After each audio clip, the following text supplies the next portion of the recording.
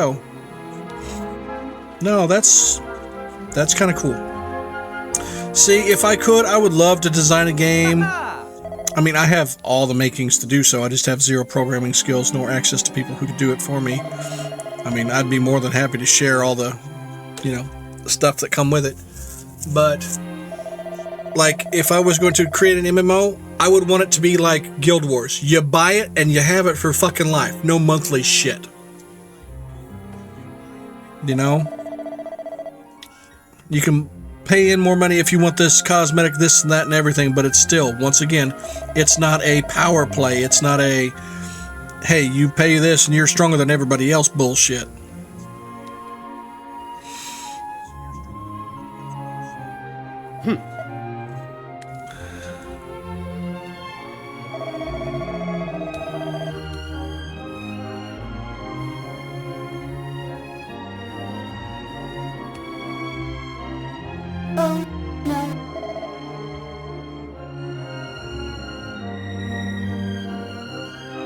Or a robot.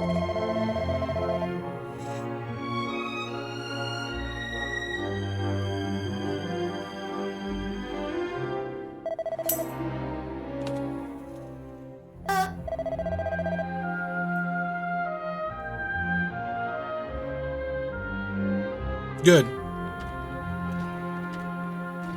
Yeah. Yeah. Cosmetics to me is a smart move. If people want a cosmetic, now, mind you, some of them ask a little bit fucking too much for some of the cosmetics, I'm not gonna lie. And I'm not saying the developers and the creators don't deserve to be paid for their hard work.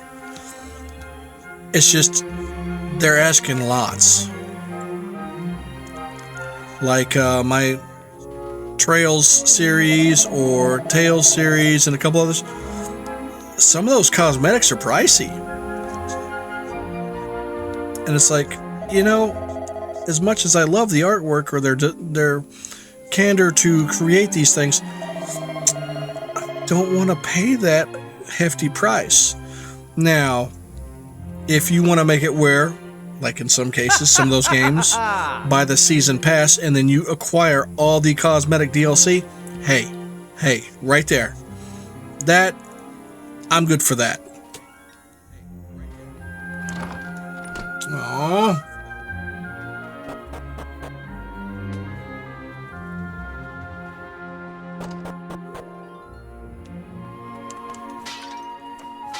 No sucky note this time. All the trash is just going to stay on the floor.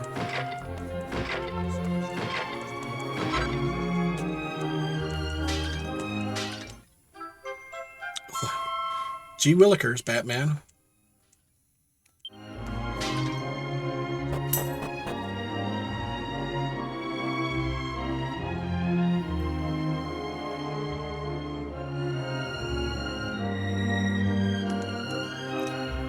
That's cool. There was another game. Right. There's a few of them. There's like a free Minecrafty one. It's not modded or anything. It used to be free. Sorry. Creativerse. You can build this giant ass castle and this, that, and everything. And you can share your blueprints cosmetically online so everybody else can build it if they want to. And I find that wonderful. You can share your designs. Bought it out. Oh. Tell me about it. Well, that bot shit, man.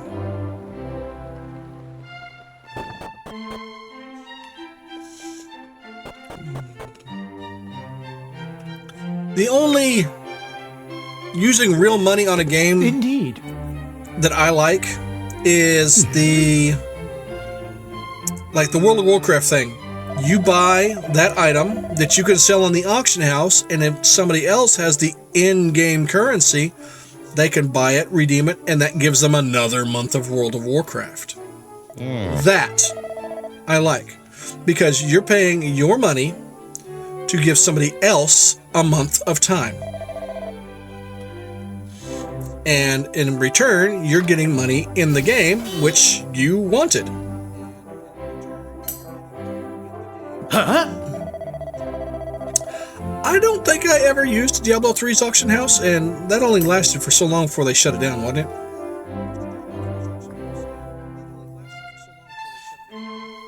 Really?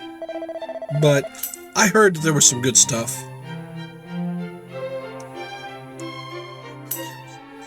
But the thing is with all the auction houses too, people need to have,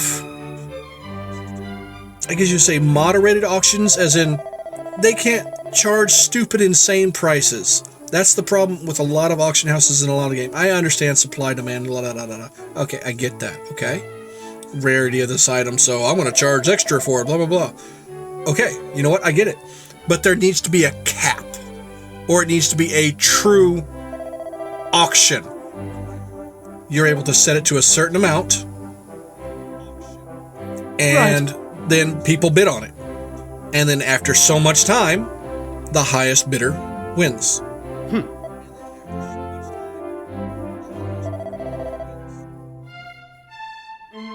That way it's purely by the people. And they make sure to monitor it so that you don't have your friends going over there bidding, raising it up, and then hoping to snag some asshole who's like, yeah, I'll pay that insane price. You know what I'm saying? If they could do that, auctions in games, be it in-game currency, out-of-game currency, all that shit would be far more feasible. But greed will always dominate mankind, as well as power. Am I clear? Yeah. Final Fantasy XI, they fixed that after a while when their player base went down. All the stuff is pretty much easily accessible in the auction house. They increased the drop rate a tiny bit, but with all the systems in place, it's easier for you to get money. And then, which in turn, you can go to the auction house and purchase said items. That's one I want a private server of so bad, but a Final Fantasy XI server does take a bit of rough stuff to get one set up. And the only thing is when it comes to like specialty dungeons and bosses and certain things, you would need to have kind of some system in place if you don't have a lot of players, like if it's just a small group of people.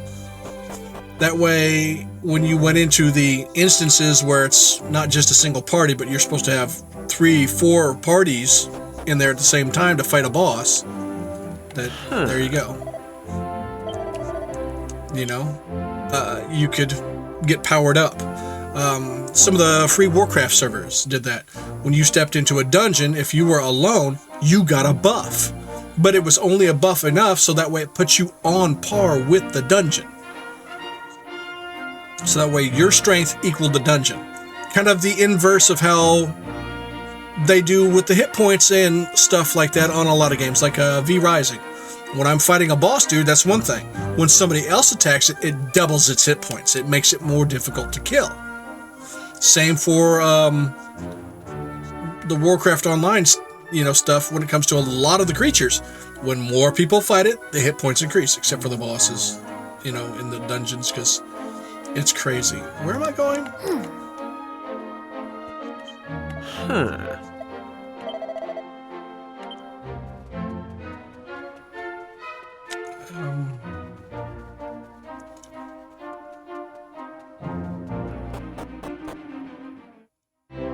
Actually, he went here. I think he went back.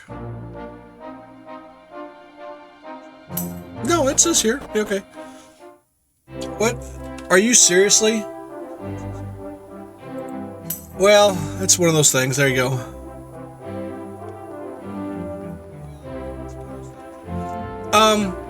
As far as I know, it is legal to set it up as long as you do not charge for it. No monies. Period. And it'll be fine. As far as I know, that's how it works. Now, there are no promises. but it's already got a system in place, the trust system, that you can basically build your own party right away, because you can have 4 trusts with you. A full party is 5. You can have 4 trusts with you, and then if you get your custom-built companion NPC thing, which you can only call out so often, which they changed the timer on default as it was anyway, you can have your own full party, and they link smart. They work off of one another. So if you fire a weapon skill and one of the other ones have a TP skill that would chain off of it, they'll fire it. And if you got a mage in the party, they will fire a spell right off of it that deals increased damage. Oh. So they actually got really smart in making you want to solo, but you can have a party and solo.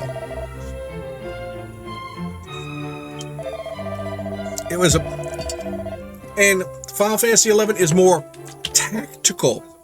The combat is slower based. It is not attack. That's not how it works. It's like the fastest weapon is a dagger. There's a stinging Sophie was the bee that you could kill and get it. It was like the hornet's knife or whatever. But I mean, it was attack. That's how fast that weapon was, and that was one of the fastest weapons in the damn game. A great sword, or great axe or great sword, it'd be swing.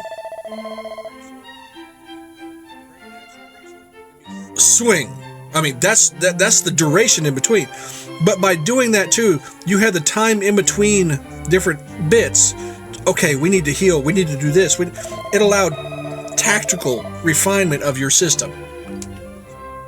Well, you know what I'm saying? And there were some smart-ass combos that were just deadly as shit. Like one person, they had monk, then they sub-ninja. They sub-ninja so they could dual wield. They had the Kraken Club in one hand, which is just, its damages and all that. Monk's fist is still stronger, essentially. And then there's another one that's like an upgraded version of the Kraken Club. He put it in his other hand, and then he used his 2-hour skill. And that is literally real 2 hours of time has to pass in order for you to fire it. For Monk, it destroys delay time between attacks. You just start following up attack after attack. Well, the Kraken Club and its upgrade, they attack 3 to 8 times. So, yeah, they became a beat down. I mean, both right and left arms were so fast. So it didn't matter that you were doing minuscule damage. It was the fact that you were hitting so fast, so often. So, yeah, it was crazy.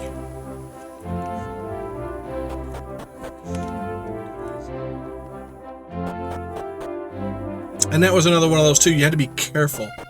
Undead keyed off of being bloodied. So if your hit points were low enough that your hit point gauge or your numbers went yellow, here come the undead.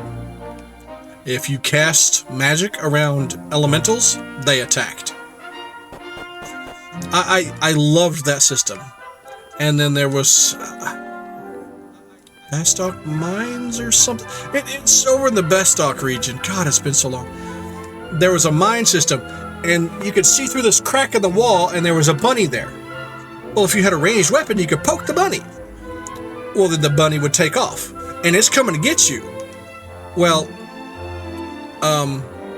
about that, is it in here? Hello? Oh, right.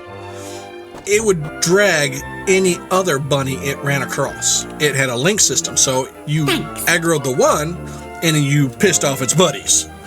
And by the time it got to you, you had like 13 bunnies in a train. That's a early leveling solo thing.